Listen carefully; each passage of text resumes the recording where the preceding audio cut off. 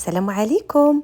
وصفتنا اليوم غنية عن التعريف، هي من أشهر الوصفات الإيطالية اللي هي لازان بالطريقة الأصلية ديالها، كتجي بنينة بزاف. ما تشبعوش منها. قبل ما نبداو الفيديو ما تنسوش تشتركوا في القناة ديالي، جيم وبارطاج. بسم الله نبدأ الفيديو.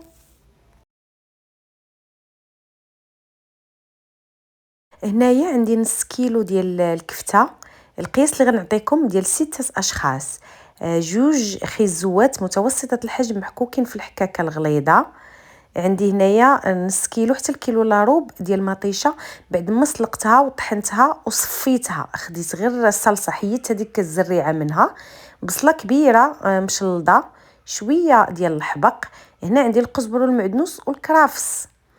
كيجيو فيها الكرافس زوينين، لان الوصفه الاصليه تيديروا فيها الجذور ديال الكرافس.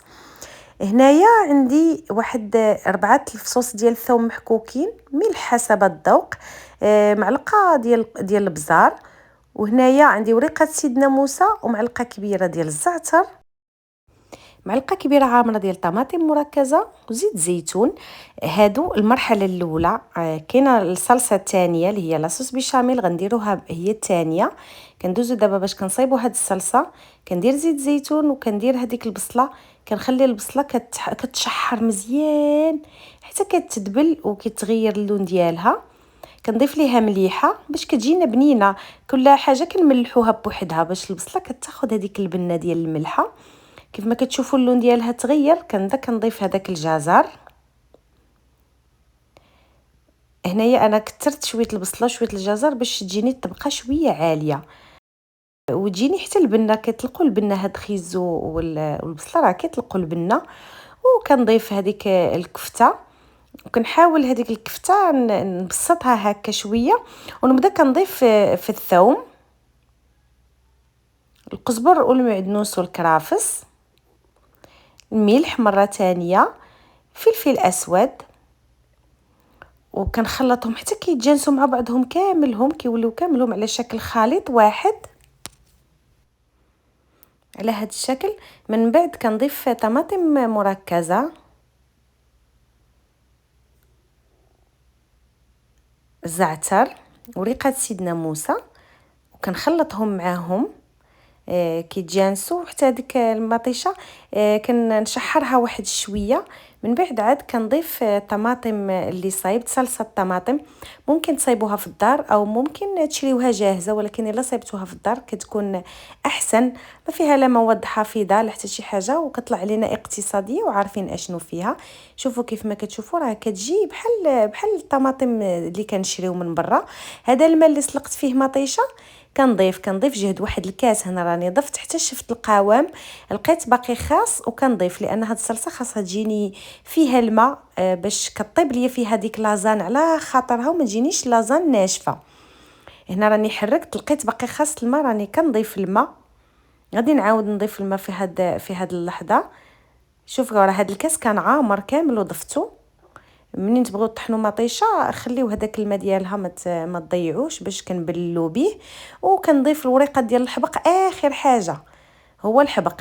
من بعد ما كنضيف الوريقه ديال الحبق كنغطي عليها غير واحد 5 ديال الدقائق، ما نفوتهاش ليها غير باش كتنسم وتياخذوا النكهات من بعضهم. وكنطفي عليها حيت باقي غادي ندخلها للفران. صافي على هذا الشكل كنخلي فيها الصلصه. صافي في هذه المرحله بركه عليها كنطفي عليها كيكون كلشي طاب. كندوز للمرحله الثانيه، هي صلصه البيشاميل. عندي 2 معالق كبار عامرين ديال الزبده، و2 معالق كبار عامرين ديال الدقيق، ملح حسب الذوق، معلقه صغيره ديال البزار او الفلفل الاسود، او ممكن ديروا الفلفل الابيض. هنايا باش كنسم عندي هنايا بصيله صغيره وحبيبه ديال القرنفل وريقه ديال سيدنا موسى. ممكن ديروا هاد الطريقه او ممكن ديروا الكوزه. نصف لتر من الحليب. هنا عندي 2 الانواع من الاجبان. عندي الجبن ايدام او نديروا الفرماج الاحمر، وعندي جبن موتزاريلا. هاد الايدام ممكن نعوضوه باي جبن تاني، انما الموتزاريلا ضروري منها. هنايا عندي هاد لازانيا فيها 100 غرام، راني درتها وخبيت منها، مازال ندير منها مره اخرى. مكتوب فيها يطهى في الفرن مباشره، حيت هذه غنطيبوها مباشره، ما نحتاجوش نسلقوها. كندوز كنتك هذوك القرنفلات في هذيك البصله. كنمر باش كنصايب لوغو ديال البيشاميل. كنوضع اول حاجه الزبده، كنخليها غير كيذوب هكا واحد شويه، وكنضيف ليها الدقيق. كنبدا كنحرك في الدقيق ضروري خاصنا نطيبوه حتى كيولي اللون ديالو شويه هكا ذهبي. كنضيف له هذاك البزار والملح، كنبقى واقفه عليه كنحركو مره كنحركو على نار متوسطه باش ما يتشوطش لينا. خاصيه يطيب. كيف ما تشوفوا اللون ديالو راه غيبدا يتغير. هانتو كتشوفوا في هذه المرحله كنبدا كنضيف الحليب بشويه لان الغو كيكون سخون والحليب كيكون بارد باش ما يتكورش لينا وما يتكونش لينا كريات. كنضيف الحليب على 3 دفعات وانا كنحرك، وكنضيف هذوك المنسمات. كيف ما قلت لكم منسمات ممكن ديروا البصل، وهاد الطريقه اللي درت ممكن ديروا الكوزه، بجوج كيجيو زوينين. وهاد الطريقات بجوج صحاح ديال البيشاميل.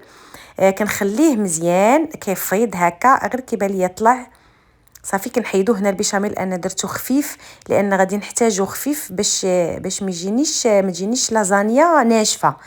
كندوز باش كندير الطبقات. كندير الطبقه ديال البيشاميل هي الاولى، وكندير الوريقات ديال لازان.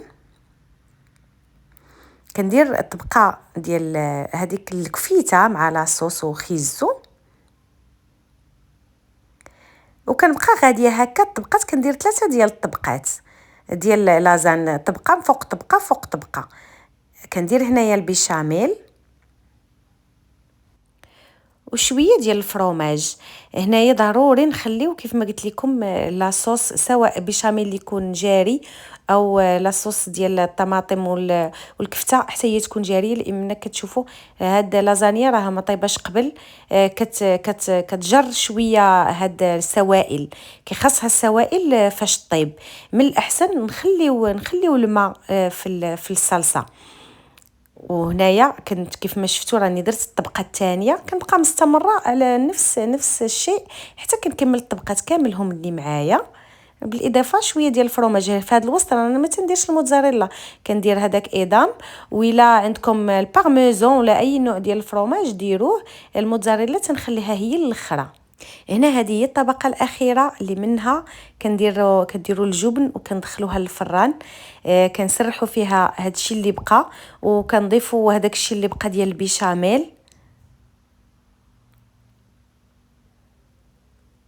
كامل. وهذاك الشيء اللي بقى ديال البيشاميل كنديروه في الفوق. وفي الاول انا كندير غير طبقه ديال الادام او هذاك الفرomage الاحمر، وكندخلها للفران حتى كنحس بها طابت. وهذيك هذيك اللازانيا ولات رطبه ما بقاتش قاصحه. كنخرجها هكا كيف ما كتشوفوا من الفران. عاد كندير الموتزاريلا باش الموتزاريلا ما تكرمش او تنشف. ما كنحتاج لا نغطيها لا حتى شي حاجه، كنخليها هكا عريانه. بغيتو تغطيوها ممكن تغطيوها. المهم انا فاش دخلتها في الاول الفران خليتها ربع ساعه وقلبت، درت الموس الوسط. منين بان ليا الموس دخل صافي خرجتها ودرت هاد الموتزاريلا، وراني درت فوق منها شويه ديال الزعتر. في التالي كندخلها غير 5 دقائق غير كتحمر الموتزاريلا صافي، وكنخرجها. كتجي على هاد الشكل، كتجي جد رائعه، كتجي بنينه بزاف، فيها واحد الريحه كتشهي. مكونات ساهلين بساط وطريقه سهله، واخا تبان لكم هكا راها سهله دغيا كتحضر. واهم حاجه انها كتجي بنينه بزاف. كنتمنى انكم تجربوها. الحلقه ديالنا ديال اليوم سالات. الا كنتوا اول مره كتشوفوني وعجبتكم قناتي ومحتواها ما تنسوش تشتركوا فيها وفعلوا زر الجرس باش يوصلكم كل جديد. جيم وبارطاج. الى اللقاء في حلقه قادمه ان شاء الله. بسلامه.